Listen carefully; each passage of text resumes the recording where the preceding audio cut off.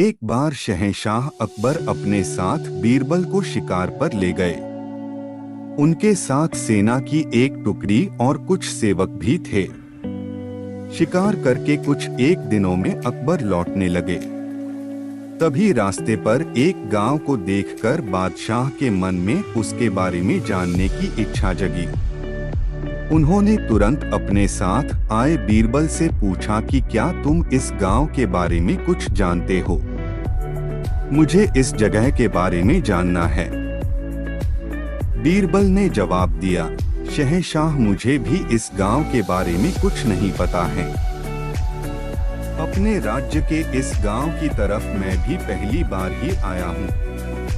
आप यहाँ के बारे में जानना चाहते हैं तो मैं किसी से पूछकर बताता हूँ। तभी बीरबल की नजर एक आदमी पर पड़ी। उन्होंने उसे अपने पास बुलाकर पूछा, भाई, क्या तुम इसी गांव के रहने वाले हो? अगर हाँ, तो इस गांव के बारे में मुझे सब कुछ बता दो। यहाँ सब बढ़िया तो चल रहा है न? वो आदमी बीरबल के सवालों का जवाब दे ही रहा था कि उसकी नजर बादशाह पर पड़ गई। उसने उन्हें पहचान लिया। फिर बोला कि साहब, आप लोगों के राज में यहाँ कुछ खराब कैसे हो सकता है? यहाँ सब कुछ बढ़िया है। तब बादशाह ने उससे पूछा, तुम्हारा नाम क्या है? उस व्यक्ति ने जवाब में कहा, मेरा नाम गंगा है। बादशाह फिर बोले, पिता का नाम? जवाब मिला, जमुना। इतना सुनकर बादशाह ने पूछा कि फिर तो जरूर तुम्हारी माँ का नाम सरस्वती होगा। उसने कहा, नहीं हुजूर, मेरी माँ का नाम नर्मदा है।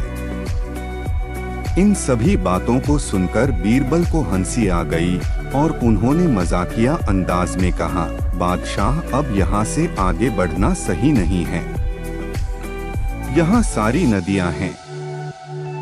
आपके पास नाव भी नहीं है तो आगे मत जाइए। आगे बढ़ने के लिए नाव का होना जरूरी है, नहीं तो डूबने का डर बना रहेगा और यहाँ ज्यादा देर रुके तो सब कुछ बह जाएगा। बीरबल की यह बात सुनकर बादशाह को भी जोर से हंसी आ गई। वो व्यक्ति भी बीरबल का मजाक सुनकर मुस्कुराते हुए वहां से चला गया। इस कहानी से हमें ये सीख मिलती है कि हर दम व्यक्ति को गंभीर रहने की जरूरत नहीं होती है।